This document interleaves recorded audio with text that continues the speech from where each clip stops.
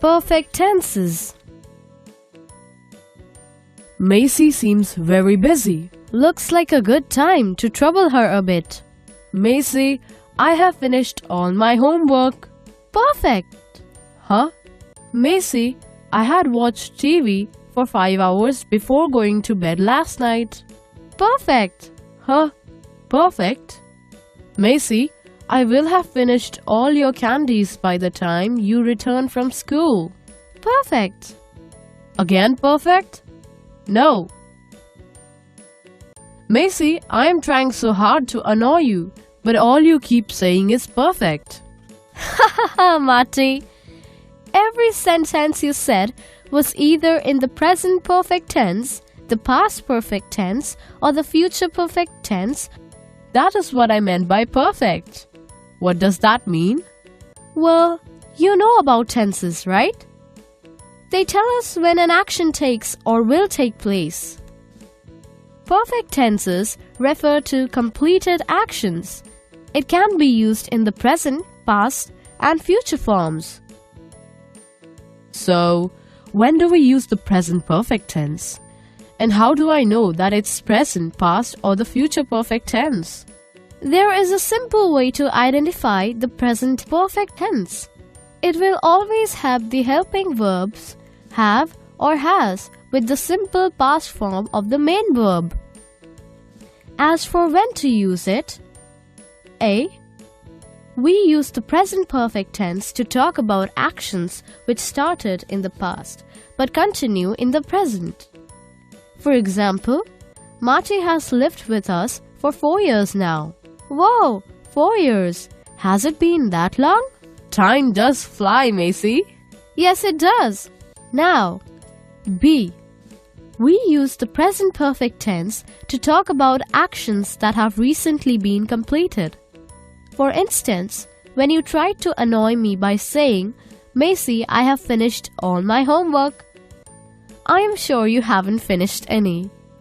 Then C. When we talk about repeated actions, say, I have watched you fly that spaceship 100 times now. And lastly, D.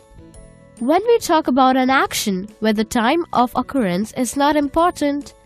For example, if I say, I have read Black Beauty. And what about the past perfect tense? Oh, that's easy. Past perfect uses had and the simple past form of the verb. When we wish to talk about two actions where one action takes place before the other action, we use the past perfect tense. For instance, when you said, I had watched TV for 5 hours before going to bed last night. That's right. Watching TV is the first action which took place before going to bed, which is the second action. Correct. Got it. Now tell me about the last one, the future perfect tense. Well, future perfect tense also talks about two actions. An action has not yet happened but will be completed before a point in the time in the future. Here, we use will have along with the simple past form of the verb. When you shouted, Macy, I will have finished all your candies by the time you return from school, you used the future perfect tense. That sounds easy. I bet I can recognize all three perfect tenses now. That's wonderful, Marty. You deserve a treat. Hurrah! I would love that.